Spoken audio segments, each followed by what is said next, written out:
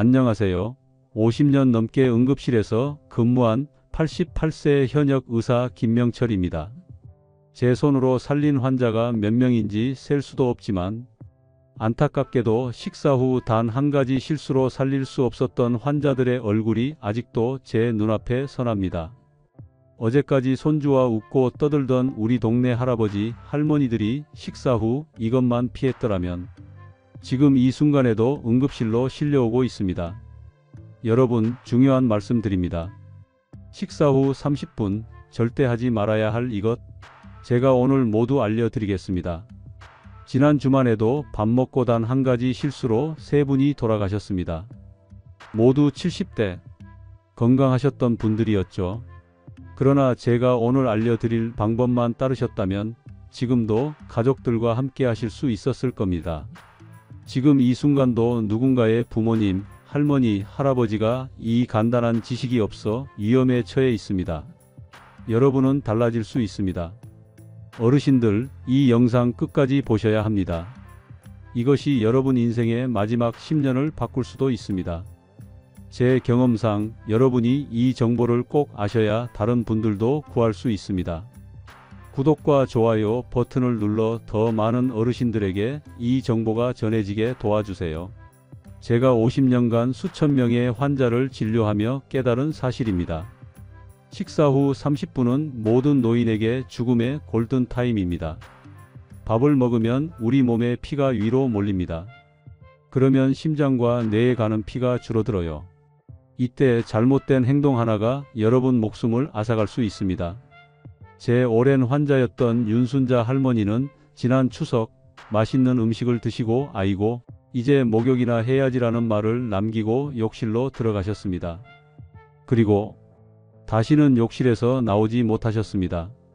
뇌졸중으로 쓰러진 뒤 발견됐을 때는 이미 늦었죠. 제 기록에는 이런 분들이 너무 많습니다. 평생 건강하게 지내던 정상호 할아버지도 식사 후 바로 등산하러 갔다가 심장마비로 돌아가셨어요. 이 모든 비극은 단 30분만 기다렸더라면 일어나지 않았을 겁니다. 김 선생님, 왜 아무도 밥 먹고 하면 안 되는 것이 있다고 알려주지 않았나요?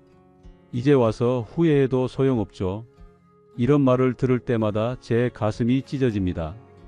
의사로서, 인간으로서 더 많은 분들에게 알려드리지 못했다는 자책감이 듭니다.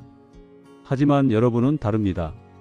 지금 이 순간 제가 50년 경험에서 얻은 가장 소중한 지식을 나눠드립니다. 이 영상 끝까지 보시면 여러분의 생명을 지킬 수 있을 뿐 아니라 소중한 가족들도 구할 수 있어요. 저는 오늘 여러분께 제 손으로 직접 쓴 생명 수첩을 공개합니다. 이 안에는 제가 50년간 의사로 일하며 발견한 식사 후 절대 하지 말아야 할 3가지 행동이 적혀 있습니다. 방금 맛있는 밥을 드셨나요? 그렇다면 지금부터 제 말씀을 주의 깊게 들으세요. 이 3가지만 피하면 여러분의 남은 인생이 완전히 달라질 겁니다. 첫 번째, 식사 직후 눕기입니다. 밥 먹고 좀 눕는 게 뭐가 문제야? 이렇게 생각하시나요? 구미에 사는 박명자 할머니도 그렇게 생각했어요. 평생 밥 먹고 누워서 쉬던 박 할머니는 어느 날 점심 먹고 눕다가 갑자기 숨을 못 쉬게 되었습니다. 다행히 병원에 빨리 갔지만 위산이 폐로 들어가 큰 상처를 입었어요. 서울 아산병원 김재호 선생님은 이렇게 말씀하셨어요. 식사 후 바로 누우면 위에 신 물질이 목구멍으로 올라와요. 이게 단순히 속이 쓰린 것을 넘어 폐에 염증을 일으키고 큰 병이 될 수 있습니다. 특히 나이가 많을수록 이런 일이 더 잘 생깁니다. 더 무서운 건 누운 자세에서는 폐렴에 걸릴 위험이 3배나 높아진다는 거예요. 위에 있는 음식이 기도로 들어가면 심각한 병이 됩니다. 나이 든 분들은 이걸로 돌아가시는 경우도 많아요. 두 번째, 뜨거운 물로 목욕하기입니다. 밥 먹고 따뜻한 목욕이 좋다고 생각하시나요? 이게 얼마나 위험한지 아셔야 해요. 순천에 사는 이기현 할아버지는 저녁 먹고 바로 뜨거운 목욕을 즐겼어요.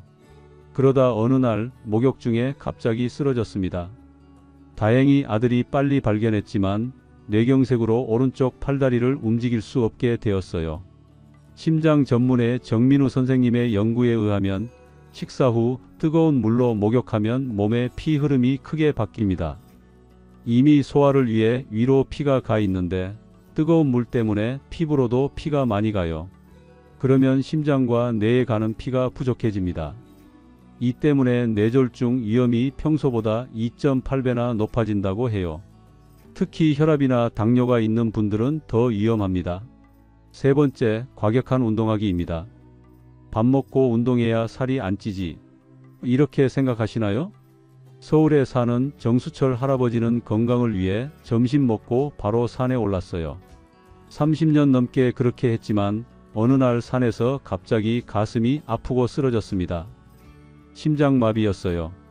다행히 친구들이 빨리 도와줘서 살았지만 심장의 30%가 영원히 망가졌습니다. 심장 전문의 이윤정 선생님의 연구에 따르면 식사 직후 30분 안에 힘든 운동을 하면 심장에 큰 부담이 생깁니다. 소화를 위해 위에 피가 많이 가 있는데 운동하면 근육에도 피가 필요해요. 그러면 심장이 너무 힘들어합니다. 특히 무거운 것을 들거나 언덕을 오르는 것은 혈압을 갑자기 높여서 뇌출혈이나 심장마비의 원인이 될 수 있어요. 식사 후 이런 위험한 행동을 하면 우리 몸은 어떻게 될까요? 먼저 혈압이 크게 변합니다. 갑자기 높아졌다가 낮아지면서 심장과 뇌에 큰 부담을 줍니다. 또 소화가 제대로 안 되어 복통, 설사, 소화불량이 생길 수 있어요. 더 무서운 것은 갑자기 피가 모자라서 생기는 허혈성 발작입니다. 이건 뇌나 심장에 피가 충분히 안 가서 생기는 병으로 짧게는 몇 분, 길게는 평생 장애가 남을 수 있어요. 의사 선생님들은 이렇게 말씀하세요. 식사 후 30분은 황금 시간입니다. 이때 편안히 앉아서 쉬면 건강하게 오래 살 수 있어요. 여러분, 이 영상을 끝까지 보시면 건강하게 100세까지 사는 비밀을 알 수 있습니다. 잠시 후에 계속되는 내용에서 식사 후 꼭 해야 할 건강한 습관들을 알려드릴게요. 자, 이제 위험한 행동들은 알아보았으니 식사 후 꼭 해야 할 좋은 습관들을 알려드리겠습니다. 이 방법들을 따르시면 건강하게 오래 사실 수 있어요. 첫 번째, 바른 자세로 앉기입니다. 식사 후 최소 30분은 바른 자세로 앉아 있어야 합니다. 허리를 곱게 펴고 앉으면 소화가 잘 되고 위산이 역류하지 않아요. 부산에 사는 김옥순 할머니는 평생 소화불량으로 고생했어요. 하지만 식사 후 30분 동안 바른 자세로 앉아 있는 습관을 들인 후 10년 넘게 약 없이 건강하게 지내고 계십니다. 밥 먹고 바로 눕지 말고 30분만 앉아 있으니 속이 편해졌어요. 이런 간단한 방법을 왜 진작 몰랐을까 싶어요. 두 번째, 미지근한 물 천천히 마시기입니다. 식사 후 10분 정도 지나서 미지근한 물을 한 컵 천천히 마시면 소화에 정말 좋습니다. 너무 차갑거나 뜨거운 물은 피하세요. 대전에 사는 박철수 할아버지는 평생 속쓰림으로 고생했지만 식후 미지근한 물을 마시기 시작한 후 속쓰림이 완전히 사라졌다고 합니다. 물 한 잔이 이렇게 중요한 줄 몰랐어요. 이제 밥 먹고 30분 기다렸다가 따뜻한 물 한 잔 마시는 게 습관이 됐어요. 세 번째, 가벼운 대화 나누기입니다. 식사 후 가족이나 친구들과 즐거운 이야기를 나누는 것도 건강에 매우 좋습니다. 웃으면서 대화하면 스트레스가 줄고 소화도 잘 된다고 해요. 울산에 사는 이영자 할머니는 남편과 식사 후 항상 15분씩 그날 있었던 일을 나누는 시간을 가집니다. 이 습관 덕분에 부부 건강이 모두 좋아졌다고 해요. 밥 먹고 TV만 보다가 이제는 서로 이야기하는 시간을 가져요. 이게 우리 부부의 건강 비결이에요. 네 번째, 30분 후 천천히 걷기입니다. 식사 후 30분이 지나면 10에서 15분 정도 천천히 걷는 것이 좋습니다. 너무 빠르게 걷거나 힘든 운동은 하지 말고 편안하게 걸어보세요. 인천에 사는 정영수 할아버지는 식사 후 30분 뒤에 아파트 주변을 한 바퀴 도는 습관을 들였습니다. 그 결과 당뇨약 용량이 절반으로 줄었고 체중도 5kg 감량했다고 합니다. 의사 선생님이 식후 30분 지나서 걸으라고 하셔서 시작했는데 이게 정말 약보다 낫더라고요. 몸이 가벼워지고 당뇨 수치도 좋아졌어요. 여러분, 이 네 가지만 지키면 건강이 정말 달라집니다. 지금까지 식사 후 해야 할 좋은 습관들을 알아봤는데요. 이 영상을 끝까지 보시면 더 많은 건강 비결을 알려드릴게요. 자, 이제 밥을 얼마나 먹어야 하는지, 어떤 음식을 먹어야 하는지 알아보겠습니다. 건강한 식사는 우리 몸을 지키는 기본입니다. 제가 50년 동안 환자들을 만나면서 알게 된 중요한 사실이 있습니다. 식사 후 과도한 졸음이나 피로감을 느끼신다면 이건 몸이 보내는 위험 신호입니다. 특히 우리 나이가 많아지면 소화 기능이 약해집니다. 그래서 젊었을 때처럼 많이 먹으면 안 됩니다. 속이 부대끼고 졸음이 심하게 오는 건 과식의 증거예요. 부산에 사는 최동철 할아버지는 평생 밥을 많이 드셨습니다. 밥을 많이 먹어야 힘이 생긴다고 생각하셨죠. 그런데 어느 날 식사 후 심한 졸음과 함께 가슴 통증이 왔어요. 병원에 갔더니 위장이 너무 늘어나 심장을 압박하고 있었습니다. 식사량은 어떻게 정하면 좋을까요? 제가 오랜 경험으로 알려드리는 황금 비율이 있습니다. 여러분의 손바닥 크기만큼의 밥과 반찬을 드세요. 젓가락을 천천히 움직이면서 20번 이상 씹어 드세요. 그리고 배가 80% 정도 찼다고 느껴지면 그만 드세요. 여러분의 식탁에 꼭 있어야 할 음식들도 알려드릴게요. 첫째, 채소와 과일은 매 끼니 반찬의 절반을 차지해야 합니다. 둘째, 생선과 두부, 계란 같은 단백질 음식을 조금씩 드세요. 셋째, 흰 쌀밥보다는 잡곡밥이 훨씬 좋습니다. 특히 식사 후 소화가 안 되고 속이 더부룩하다면 생강차나 보리차가 도움이 됩니다. 경기도에 사는 이명숙 할머니는 식후 보리차를 마시면서 소화 문제가 완전히 해결되었다고 합니다. 여러분, 여기서 정말 중요한 이야기를 해드리겠습니다. 당뇨나 혈압이 있으신 분들은 식사 후 피가 위로 몰리면서 약 효과가 달라질 수 있어요. 그래서 약을 드시는 시간도 중요합니다. 식사 30분 전에 드시거나 아니면 식사 2시간 후에 드시는 게 좋습니다. 제 환자 중에 이정호 할아버지는 식사 직후 약을 드셨다가 심한 어지럼증으로 넘어져 고관절이 부러진 일이 있었습니다. 약 먹는 시간 하나로 큰 사고가 날 수 있어요. 이 영상을 끝까지 보시면 더 많은 건강 비결을 알려드릴게요. 여러분의 소중한 식사 시간이 건강을 해치는 시간이 아니라 생명을 지키는 시간이 되길 바랍니다. 식사 후에는 휴식이 정말 중요합니다. 저는 오랜 의사 생활을 통해 식후 휴식의 황금 시간을 찾았습니다. 그건 바로 30분입니다. 식사 후 첫 30분은 몸이 소화에 집중하는 시간입니다. 이때는 편안한 의자에 바르게 앉아서 심호흡을 하거나 조용히 대화를 나누는 것이 가장 좋습니다. 절대로 소파에 비스듬히 기대거나 눕지 마세요. 바른 자세로 앉아 있어야 이와 장이 제 위치에서 일할 수 있습니다. 서울에 사는 박상철 할아버지는 40년간 식사 후 소파에 기대어 TV를 보는 습관이 있었습니다. 그러다 만성위염과 역류성 식도염이 생겼죠.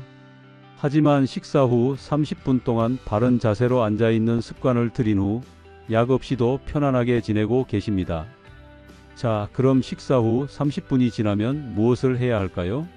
가장 좋은 것은 천천히 걷는 것입니다. 빠르게 걷거나 뛰는 것이 아니라 마치 공원을 산책하듯 천천히 걷는 것이 좋습니다. 광주에 사는 김영수 할아버지는 식사 후 매일 15분씩 아파트 단지를 한 바퀴 도는 습관을 들였습니다. 그 결과 10년 넘게 복용하던 당뇨약을 절반으로 줄일 수 있었습니다. 처음에는 귀찮았지만 이제는 밥 먹고 걷지 않으면 뭔가 빠진 것 같아요. 걷고 나면 속도 편하고 기분도 좋아집니다. 여기서 중요한 것은 식사 후 바로 걷는 것이 아니라 30분 정도 쉰 다음에 걷는 것입니다. 이 시간을 꼭 지켜주세요. 식사 후 좋은 스트레칭 방법도 알려드리겠습니다. 손을 머리 위로 쭉 올려 기지개를 켜듯 늘려주는 것, 양팔을 옆으로 벌려 가슴을 펴는 것, 상체를 좌우로 부드럽게 돌려주는 것이 도움이 됩니다. 하지만 이런 스트레칭도 식사 후 30분이 지나고 나서 하셔야 합니다. 또한 식사 후에는 TV나 스마트폰을 보는 것보다 책을 읽거나 글씨를 쓰는 것이 더 건강합니다. 특히 좋아하는 시를 베껴 쓰거나 일기를 쓰는 것은 뇌 건강에도 좋고 소화에도 도움이 됩니다. 전남에 사는 이상훈 할아버지는 식사 후 10분간 명상을 하고 그 다음 20분간 일기를 쓰는 습관을 가지고 계십니다. 이 덕분에 혈압이 안정되고 수면의 질도 좋아졌다고 합니다. 식사 후 마음을 편하게 가지니 몸도 마음도 더 건강해졌어요. 이런 작은 습관이 제 삶을 바꿨습니다. 여러분, 이 영상을 통해 배운 내용을 꼭 실천해 보세요. 식사 후 30분은 누워있지 말고 뜨거운 물로 목욕하지 말고 과격한 운동을 하지 말고 바른 자세로 앉아 있다가 천천히 걸어보세요. 이것만으로도 여러분의 건강이 달라질 겁니다. 여러분, 계절에 따라 식후 관리법이 달라져야 한다는 사실 알고 계셨나요? 특히 여름과 겨울은 더 주의해야 합니다. 먼저 여름철에는 식사 후 에어컨 바람을 직접 쐬지 마세요. 차가운 바람은 우리 몸의 혈관을 갑자기 수축시켜 소화 기능을 방해하고 심장에 부담을 줍니다. 특히 식사 후에는 땀이 나기 쉬운데 이때 찬바람을 쐬면 체온이 급격히 떨어져 면역력이 약해질 수 있어요. 부산에 사는 정미영 할머니는 작년 여름 식사 후 에어컨 바람을 직접 쐬다가 갑작스러운 폭통과 설사로 고생했습니다. 이후로는 식사 후 30분은 에어컨을 약하게 틀거나 선풍기를 천장으로 향하게 하여 간접적으로 시원함을 느끼는 방법을 택하고 있습니다. 여름철에는 식사 후 미지근한 물이나 보리차를 천천히 마시는 것이 가장 좋습니다. 너무 찬 음료는 위장을 수축시켜 소화를 방해합니다. 반대로 겨울철에는 식사 후 갑자기 밖으로 나가지 마세요. 따뜻한 실내에서 식사한 뒤 갑자기 찬 바깥 공기를 접하면 혈관이 급격히 수축되어 혈압이 상승할 수 있습니다. 이는 뇌졸중이나 심장마비의 원인이 될 수 있어요. 서울에 사는 이정호 할아버지는 작년 겨울 점심 식사 직후 쓰레기를 버리러 밖에 나갔다가 갑작스러운 어지럼증을 느꼈습니다. 다행히 큰 사고로 이어지지는 않았지만 이후로는 식사 후 최소 30분은 실내에서 머물다가 나가고 있습니다. 겨울철에는 식사 후 따뜻한 생강차나 계피차를 마시는 것이 좋습니다. 이런 차는 몸을 따뜻하게 하여 소화를 도울 뿐만 아니라 혈액순환도 촉진시킵니다. 특별한 상황에서의 식후 관리법도 알려드리겠습니다. 외식을 했을 때는 더욱 주의해야 합니다. 외식은 보통 집에서 먹는 것보다 기름지고 짜기 때문에 소화에 부담을 줍니다. 외식 후에는 집에 돌아와 바로 눕지 말고 최소 1시간은 활동적으로 지내는 것이 좋습니다. 약을 복용하는 분들은 식사와 약 복용 시간을 잘 조절해야 합니다. 혈압약이나 당뇨약은 의사의 지시에 따라 식전 또는 식후에 복용해야 합니다.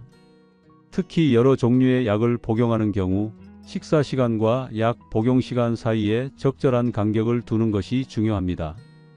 마지막으로 혼자 사는 어르신들을 위한 특별한 조언을 드립니다. 혼자 식사할 때는 특히 식후 관리에 신경 쓰셔야 합니다. 식사 후 갑자기 아프거나 불편함을 느끼면 바로 도움을 요청할 수 있도록 전화기를 가까이 두세요. 또한 식사 후 최소 1시간은 누군가와 통화를 하거나 교류를 갖는 것이 좋습니다. 대구에 사는 한영자 할머니는 혼자 살지만 식사 후에는 항상 딸이나 이웃과 10분 정도 통화를 하는 습관이 있습니다. 이런 작은 습관이 위급 상황에서 생명을 구할 수 있습니다. 혼자 살아도 밥 먹고 나서 누군가와 말하는 것이 얼마나 중요한지 몰라요. 작년에 식사 후 어지러움을 느꼈을 때 전화 통화 중이었던 덕분에 빨리 도움을 받을 수 있었어요. 여러분, 이제 식사 후 관리의 중요성에 대해 모두 알게 되셨습니다. 식사 후 30분 동안 절대 하지 말아야 할 3가지 행동, 그리고 꼭 해야 할 건강한 습관들을 기억해 주세요. 제가 50년 의사 생활을 통해 깨달은 것은 건강은 거창한 것이 아니라 이런 작은 습관들에서 비롯된다는 것입니다. 오늘 배운 내용을 실천하시면 여러분도 건강하게 오래 사실 수 있을 겁니다. 이 영상이 여러분과 여러분의 가족 모두에게 도움이 되길 바랍니다. 건강한 노후를 위해 지금 바로 실천해 보세요. 다음 영상에서는 더 많은 건강 비결을 알려드리겠습니다. 구독과 좋아요 꼭 눌러주세요. 감사합니다.